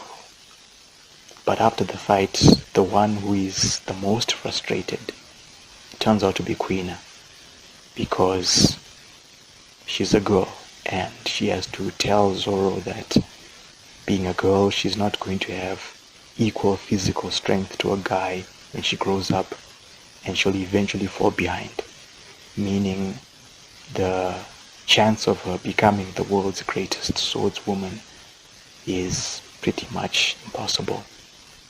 Unlike Zoro, who's a guy, he can pursue his dream of becoming the greatest swordsman, so it's all good for him. But Zoro overreacts to this, not liking, that Queen, after defeating him so many times, she has to say all this. It's not fair. His ambition is to be as good as Queen, and so, she shouldn't be saying all this to him. Then he suggests that they make a promise to each other that one of them must go on to be best in the world, the greatest swordswoman. But who's going to reach that goal first? And hearing this promise, it cheers up Queen, and she calls Zoro stupid for suggesting this, even though he's the one who lost. But she agrees to the promise, and they make the promise. Then the next day, Zoro is at the dojo and is told that an accident occurred and Queen is dead. She fell down the stairs and this is what killed her. And Zoro, he reacts to this news in anger. He sees Queen's body is there, and he's shouting at Queen, saying, "We made a promise previous night, and this is just a way of running away from him and that promise." Despite the fact that Zoro's being told, accidents happen, people are fragile, So then Zoro, afterwards, he asks the dojo master for Queen's sword. The master gives Zoro the sword, and Zoro says he will keep that promise, and he aims to go on and become the world's greatest swordsman, whose fame will reach places even as high as heaven. This is the promise that Zoro made when he was younger. And this is just a taste of many of the horrible backstories that a lot of characters in One Piece have down the line. So just a sampling of that. We come back to the present, and again Zoro has to remind himself that he cannot die here because of that promise that he made. And then we go into Helmeppo's room. Luffy has taken the 3 katana, he's tied them to his back, and then he launches himself through the window using Komu Komu no rocket. And just as Morgan gives the order for his marines to fire, Luffy lands just in time to catch all those bullets with his rubber body, and he just bounces them off without any trouble, much to the shock of the marines, to Helmeppo, Captain Morgan, Zoro as well. And then Luffy, he shows Zoro the 3 swords that he got, and he asks him, which ones belong to him. And Zoro tells Luffy all 3 of these swords belong to him because he uses 3 swords. And Luffy lets him know that, if Zoro faces these marines, he's going to become a wanted man. Is he prepared to die here? And Zoro says to Luffy he's not going to die here because he's going to accept Luffy's offer to join his crew. That's chapter 5 for you. Let's get into chapter 6, the first. And Luffy, upon hearing that Zoro is going to join, he's all happy, he cheers up now. And meanwhile the Marines, having just watched Luffy deflect their bullets, they don't understand what this is all about. How could he do this? And Morgan correctly guesses that Luffy must be one of those individuals who ate a devil fruit, because there's no way a normal person would have deflected all those bullets like he did. And this catches the Marines by surprise, seeing a devil fruit eater is with them. And then they see Zoro is trying to free Luffy is trying to free Zoro, and Morgan then orders his Marines to stop him. And so now the Marines, having realized that all guns are not going to work, they switch to using swords. And then they rush forward to attack Luffy. Meanwhile, Luffy is having a hard time undoing the knots on the ropes that are holding Zoro together. And he's telling Luffy to hurry up. Meanwhile, Kobe, who had fainted at some point, he wakes up just in time. He's seeing this group of Marines charging towards them, and he's quickly telling Luffy and Zoro he warns them actually about the Marines. Luffy, he succeeds in releasing one of Zoro's arms, and Zoro quickly tells him, give him his swords. The Marines, they get to Zoro, but he blocks all of their attacks because he's got his swords now, a sword in each hand, and the third sword is gripped between his teeth. I have to say, I have not seen another character, whether it's in manga, in anime, other types of fiction, who wields 3 swords the way Zoro does. So I'll always give Oda props for creating such a unique character, because I think usually you tend to find a character who maybe uses an ability or a technique, special power, which gives them the illusion of using multiple swords. But when it comes to 3 swords like this, I'm yet to see another character. But of course, if there is a character that you know of, please let me know. I'd be interested to hear which other characters use 3 swords or more, like Zoro does. So Kobe and Morgan, they're stunned upon seeing this. Their Marines have just been stopped. Luffy, highly impressed by this display from Zoro, who warns the Marines not to move or else he'll kill them. Then he says to Luffy, reminding him he has no interest in being a pirate. Although Zoro realizes that after what has just happened here, from now on he's going to be a wanted man. But he accepts this. He's fine with his name becoming known, as long as, because it just goes along with his aim to become the greatest swordsman in the world. And Luffy, he's glad to hear this, that Zoro has got such a major goal, because if he's going to be part of the Pirate King's crew, and if he cannot accomplish a simple goal, Luffy would be ashamed, of Zoro. So he's glad to hear this. Morgan, again, he orders his men to fight Zoro and Luffy. And then Luffy, he tells Zoro to duck as he pulls back his left leg, and then he swings it forward, knocking back the group of Marines with another technique that he calls Gomu Gomu no Muchi, or Gum Gum Whip. No words from Morgan. Upon seeing this, it's Kobe's turn to be impressed. And then Luffy is asked by Zoro, what are you? And Luffy simply tells Zoro that he is a rubber man. This is his power. A few of the shocked Marines, they tell Morgan that they can't defeat Luffy, they can't defeat Zoro. And Morgan responds with an order. Those Marines who cannot defeat Luffy and Zoro, they should get a gun and shoot themselves, because Morgan doesn't want such weaklings in his ranks.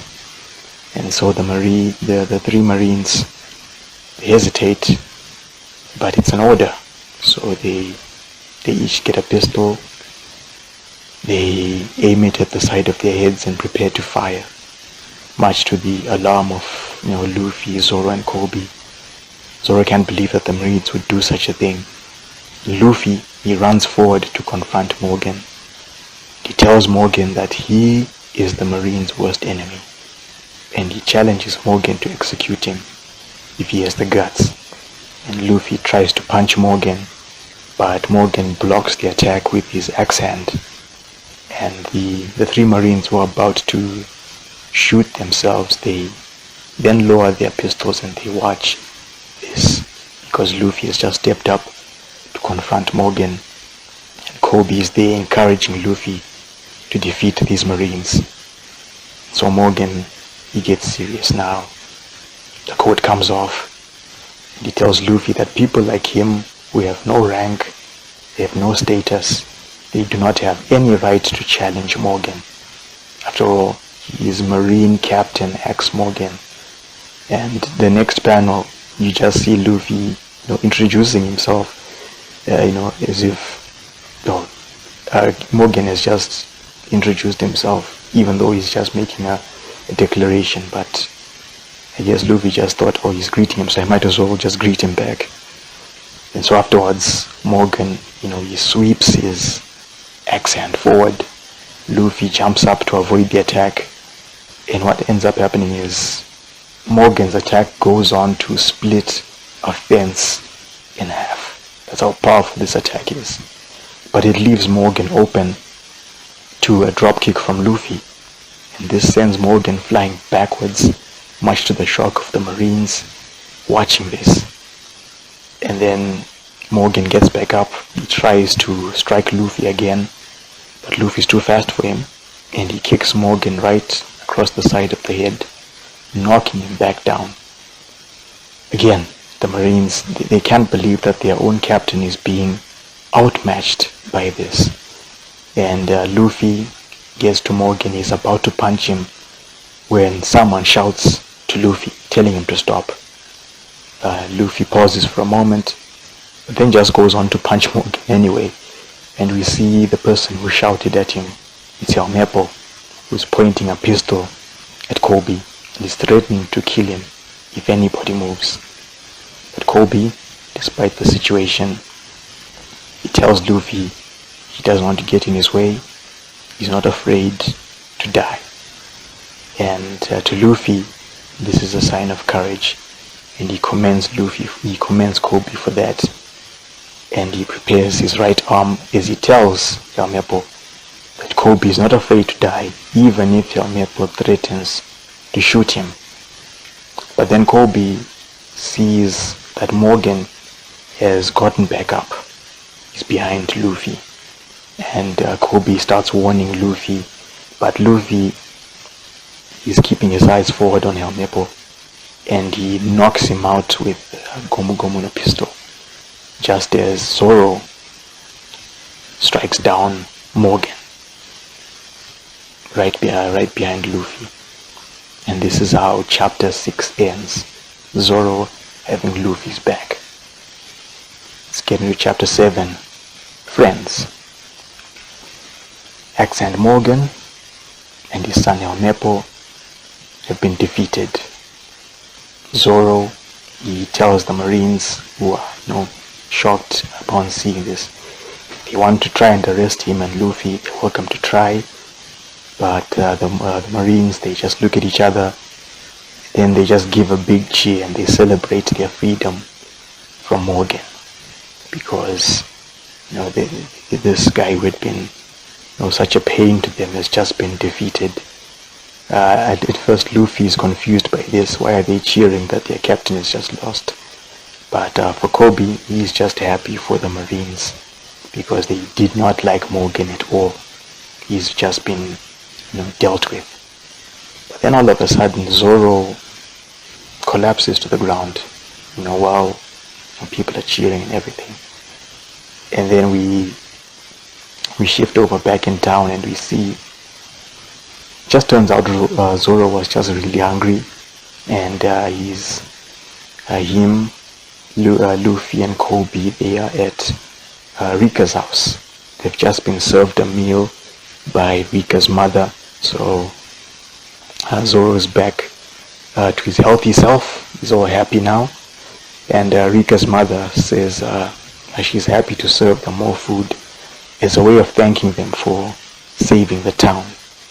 And Zoro, he asks Luffy what's his next plan, Luffy tells him he's headed for the Grand Line. Again, Kobe reacts to this, calling Luffy crazy for wanting to go there, because many of the world's strongest pirates are in the Grand Line. But Zoro thinks it's a good idea to go there, given that Luffy is searching for One Piece. So he says to Kobe, you shouldn't worry, because Kobe is not going to be with them when they go to the Grand Line. Kobe is aware of this, he won't be with them, but he can't help but worry because Zoro and Luffy are his friends. Kobe didn't have any friends until he met Luffy and Zoro, and it's because of them he learned to follow his dream like they are doing, as dangerous as it may be. But then Zoro has to remind Kobe to worry about himself, because Kobe's past as a cabin boy. He was cabin boy for that pirate Alvida. If the Marines find out about this, they won't let him join their ranks. At that moment, a group of Marines arrives at the house. The leader of the group asks Luffy if they're pirates, and Luffy confirms it. He's got his first crew member now. And then the leader says even though Luffy and Zoro, they saved the town, the base, which the Marines are grateful to them for, they have to leave town immediately because they are pirates. The events, whatever happened here, they won't report it to Marine headquarters. It's another way of the Marines thanking Luffy and Zoro for what they did. The townspeople, however, they are upset at the Marines for sending Luffy and Zoro away after what they've just done. They saved the town. They stopped Morgan. For the Marines, they should be grateful to them for that. But Luffy, he just gets up from the table. Zoro as well, they start leaving. The leader of the group asks Kobe, are you not with them? Kobe, now he's conflicted, because on one hand, Zoro and Luffy are his friends, but they're pirates. So then Kobe says he's not with them. Then the leader asks Luffy if this is true, and Luffy stops, and then he starts talking about knowing Kobe from his time with a pirate named Alvida. Now at first Kobe doesn't understand what Luffy's up to, but then once Kobe starts to realize now that if Luffy continues talking, he's going to share information which might keep Kobe from being allowed to join the Marines, Kobe gets angry and he hits Luffy, much to the shock of Rika and her mother and the Marines. Even Kobe is surprised by what he's just done. But then Luffy just responds by hitting Kobe back, and it reaches a point where Zoro has to pull him away as the Marine leader, the group leader, starts telling them to leave town. He's convinced now that Kobe, Luffy and Zoro are not friends. So Luffy and Zoro, once they leave Rika's house, Kobe understands now that what Luffy was doing, he was just trying to help him out and giving Kobe a chance now. So he gets up, he asks the leader if he can join the Marines. Even if he's going to be doing chores, Kobe is willing to do that. One of the Marines though steps forward and says to the leader he doesn't think it's a good idea for Kobe to join. He's against it, saying that there have been cases where pirates have joined the Marines and they were spies while they were Marines. So Kobe should not be allowed to join until the Marines have thoroughly gone through his past.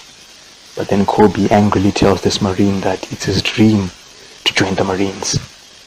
And the leader can see how determined Kobe is, and then says to Kobe, even though the Marines know about his past association with pirates, he will allow Kobe to join the Marines.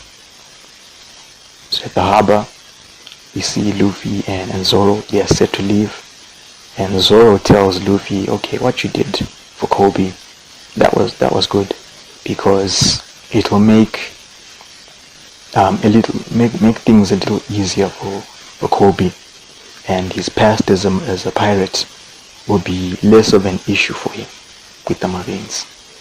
And Luffy says he believes that Kobe will go on to become stronger, to be more independent in the future. So it's a good thing that he helped out Kobe. And speaking of Kobe, he arrives at the harbor, and with a salute, he thanks his friends. And Luffy just tells Kobe, hey, we'll meet someday. And then Kobe is then joined by that group of Marines. They also give a salute to Luffy and Zoro as they're sailing away. And the leader, he commends Kobe for having good friends. Then he has to remind his men, we just saluted a couple of pirates, so his punishment, no supper for a week. But it's a punishment that the Marines would gladly accept, and so that's it. Luffy and Zoro sailing away from Shell's town. Luffy has got himself his first crew member, and the chapter ends with the narrator saying that both Luffy and Zoro, despite the first crew member having been acquired, there are many more challenges ahead for them to face. And there's also an extra page with this chapter. If you're watching the video version, you should be seeing the page now, showing several pirates, although they're in shadow. But the only pirate that we can recognize is Shanks.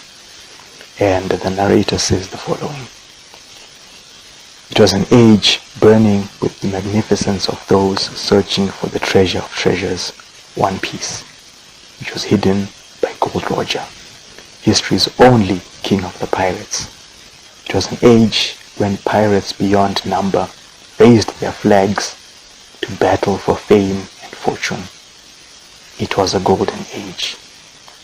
And this marks the end of the first story arc, Romance Dawn, and we get into the final chapter of this volume, which kicks off the second story arc, Orange Town. So let's get into chapter 8. Nami. Luffy and Zoro, they are out at sea. They are without food, and on top of that, neither of them has any skills in navigation. What a surprise. And Zoro is surprised to learn that Luffy has no navigation skills. But Luffy isn't bothered by that, because he says he's a wanderer. And he thinks Zoro is also a wanderer, going around hunting pirates for rewards. But Zoro reveals that the reason he went out to sea in the first place is because there's a man he is searching for. Hint, hint. But now Zoro can't find his way back home. Another hint, which is why he took up bounty hunting to make a living. Although to Luffy this just sounds like Zoro's lost. And then Zoro emphasizes that Luffy needs to find someone who knows navigation. Otherwise, how else is he going to reach the Grand Line? And Luffy's response to this, played for comedy, he then adds, he's also going to need someone who can cook and someone who can sing. I just thought this was a little seed planted by Oda very early in the series. So that's nice little seed plant there. So afterwards, they see a bird flying in the sky, and Luffy has an idea of capturing that bird, and maybe they can eat it. So using a Gomu Gomu no rocket, he launches himself into the air, and Zoro just watches Luffy flying towards the bird. He reaches the bird, and then Luffy is caught by the bird, and now Luffy is calling for help. Zoro has to start rowing the boat, chasing after the bird. And as he's chasing after the bird, Zoro sees there are 3 people in the water ahead. They also need help, and Zoro tells them, get in the boat, he can't stop to rescue them. So these 3 people, they grab onto the boat as Zoro is rowing through. These 3 people are 3 men. They thank Zoro for helping them, and then one of them takes out a knife and orders Zoro to stop the boat, because these 3 turned out to be pirates who work for another pirate named Buggy. And at first Zoro is a little alarmed by this, but then he just goes on to beat up these 3 guys, and they are the ones who are now rowing the boat, as Zoro has to ask them, why were they drifting at sea? Who are they? And they tell him that the reason the 3 of them were out drifting at sea is because of a girl that they encountered.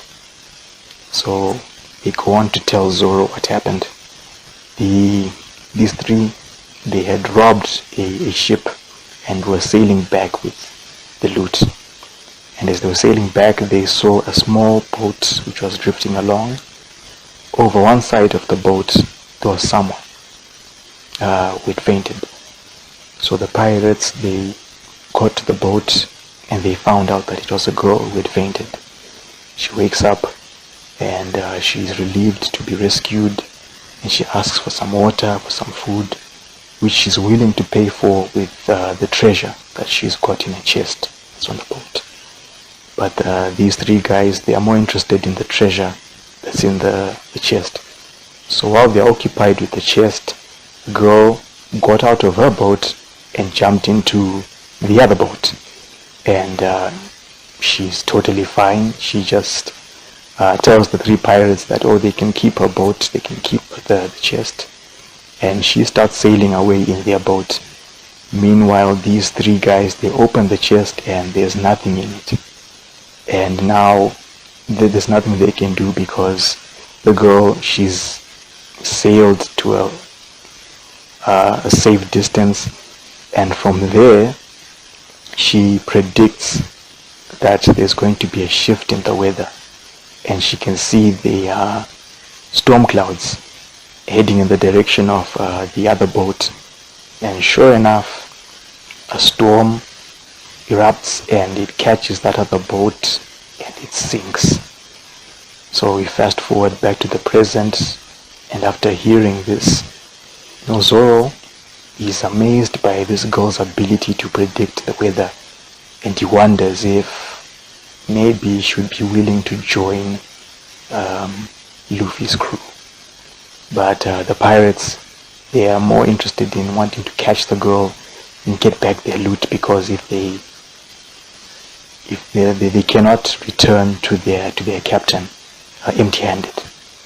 And then Zoro asks them, who is this Buggy person that they were referring to? And the pirates, they tell him that Buggy is their captain, Buggy the Clown, and he's one of these individuals who ate a devil fruit. This is something that Zoro makes a note of, knowing Luffy as someone who ate a devil fruit. Now he's just found out about another person who has eaten a devil fruit. So we shift over to a port town where we see a massive pirate ship which is docked at the harbor of this town. This is Orange Town. That massive pirate ship belongs to Buggy the Clown. And then we see running through the streets is the girl that we heard about. She's being chased by a gang of pirates who want a map that she has stolen. A map which leads to the Grand Line. And these pirates, if they don't get this map back, their captain will kill them. So now, as this chase is going on, another member of Buggy's crew, he reports to Buggy that there's something strange flying through the air. What they are seeing is the bird, which is carrying Luffy. And we hear Buggy for the first time. He orders for a cannon to be shot, to shoot at the bird and Luffy. The cannon is fired, Luffy is hit, and he falls all the way down onto the street between the girl and chasers. But Luffy, being made of rubber, he lands safe and sound. He's just glad to be free from that bird, but he's surprised to have been shot out of the air. The girl, seeing Luffy's here, comes up with a plan, and all of a sudden she starts addressing Luffy as her boss, and she thanks him for saving her and just runs off, leaving Luffy to be confronted by the pirates now who are chasing the girl. And they think that, oh, he's that girl's boss, so they might as well deal with him instead. So one of these guys, he strikes Luffy, knocking off his straw hat. And Luffy responds angrily by punching that guy for touching the straw hat. And now the other pirates, they gang up on him, but they're no match for Luffy. He beats them up too. And eventually the girl returns to the scene. She's amazed that Luffy took out all those guys, even though they were armed and he was not. And so Luffy asks this girl, who is this girl? Who are you? And she introduces herself as Nami, a thief who steals treasure from pirates. And then she asks Luffy if he's willing to team up with her. And the first thing that Luffy says is, well, he just makes a note that she steals treasure from pirates. And she just asked him to team up with her. Doesn't really make any sense. But otherwise, that's how chapter 8, that's how volume 1 ends, with Luffy meeting Nami. And meanwhile, Zoro, who has just heard the story of Nami, is considering maybe she would be worth having in their crew. Meanwhile, Luffy has just met him, not off to a great start, but here we are. So this was volume 1 of One Piece. As an introduction to the series, I thought it was a fine start. You had what you'd expect from One Piece. It had some action, it had plenty of comedy, it had some drama, some tragedy, and it was just a nice way to ease you into the world of One Piece. What took some time was chapter 1.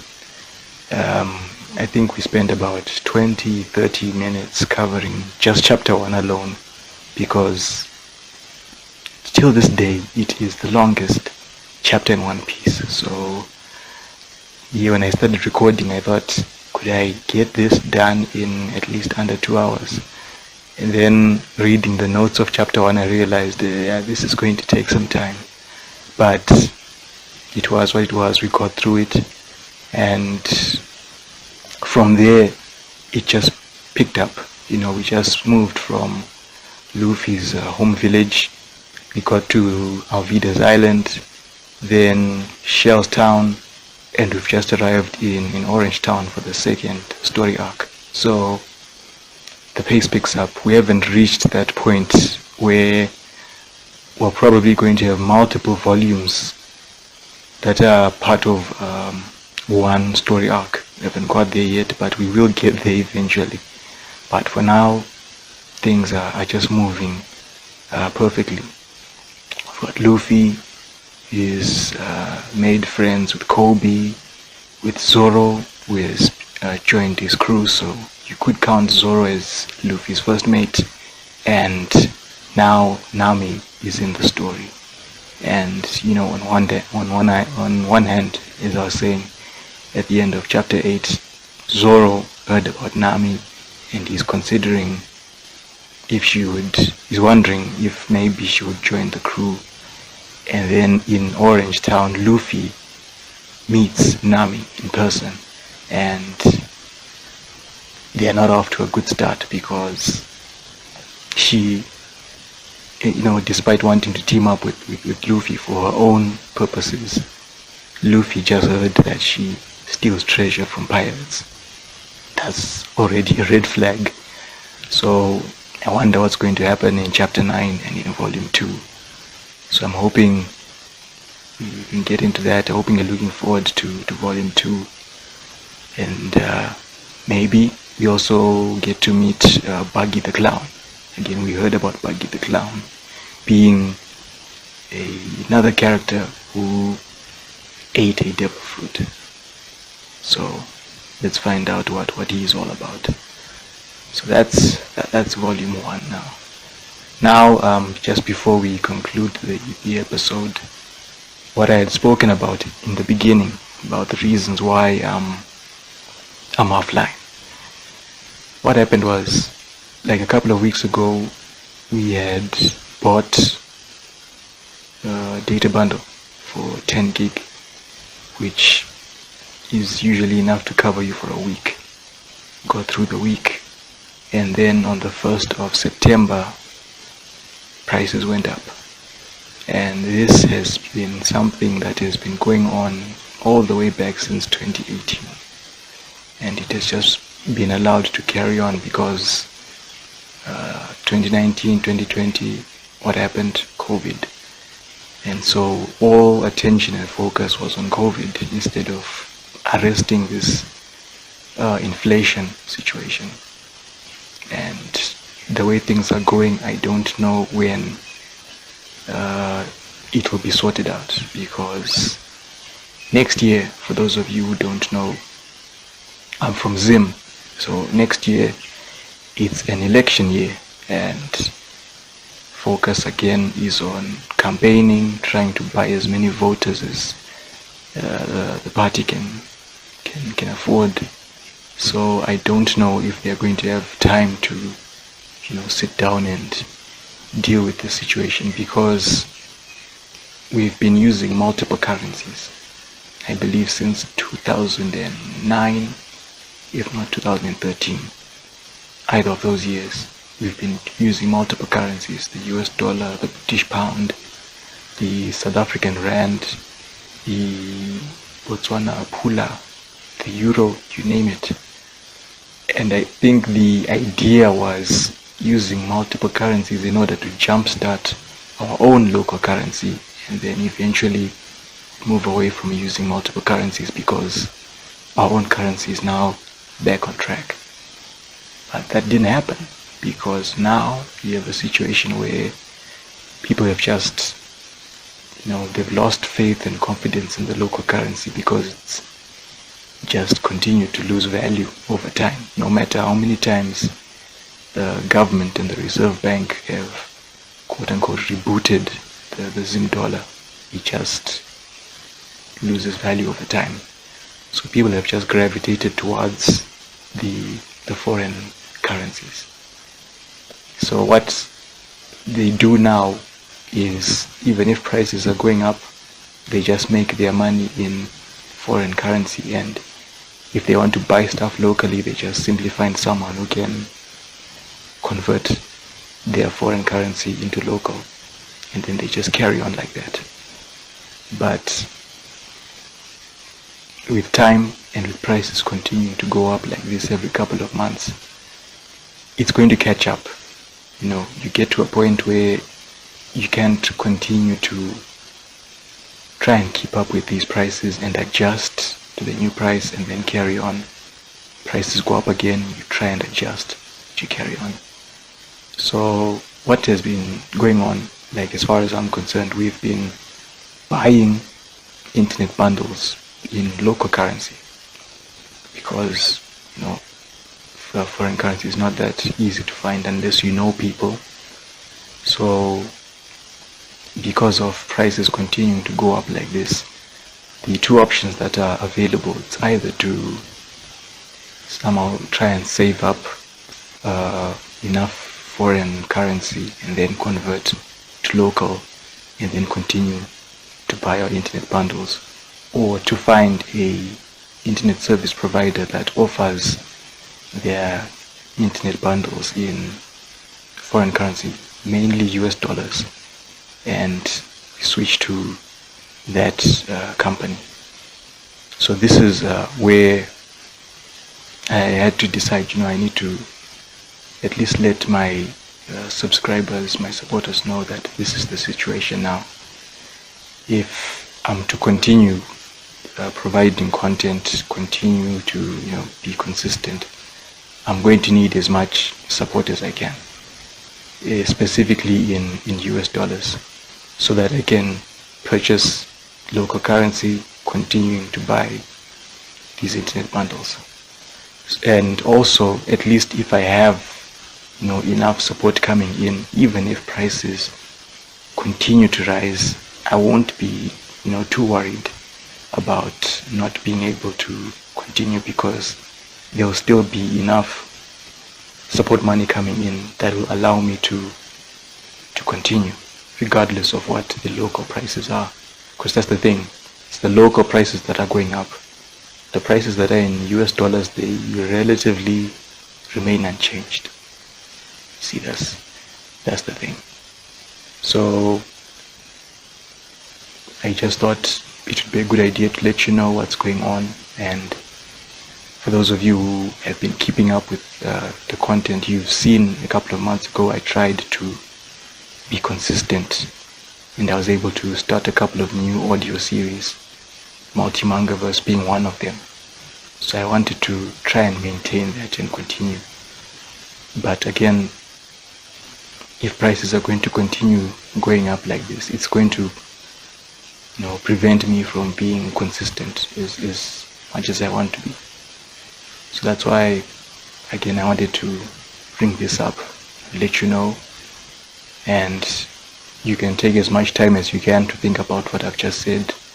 If you're in a position to help out and support, in the description you will find the links that you can use. There's a PayPal link, there's a Patreon link, because at the moment I just have one dedicated supporter on Patreon, and which is why I have to turn to my subscribers on my BitChute channel, my YouTube channel, any other platforms that I am able to find. And if people can come forward and step up, and they become dedicated supporters as well, that will help me out. So take some time to listen to what I've just said, think about it. If you're in a position to help, please do. If you're already dealing with your own problems in your part of the world, don't worry about this. Focus on sorting yourself out first. That's more important. So that's the update from me. Yeah, it's not easy being here because of what's going on, because you just go through day after day, not being too sure when is this going to come to an end, but you just try and keep your head above water and just carry on as best as you can. So that's the situation. But we're not going to end this episode on a bad note. Let's end on a good note. So I thought I would find an appropriate theme song to end the episode with. For those of you who've watched the One Piece anime, you've heard this theme time and time again. It usually plays when it's time for Zoro to have one of his big fights. So I just thought, okay, we've got Zoro as Luffy's first crewmate. So I thought, let's end this episode with that theme song. So thank you for listening. Catch you in the next episode for Volume 2. Have a great day, have a great week. Take care.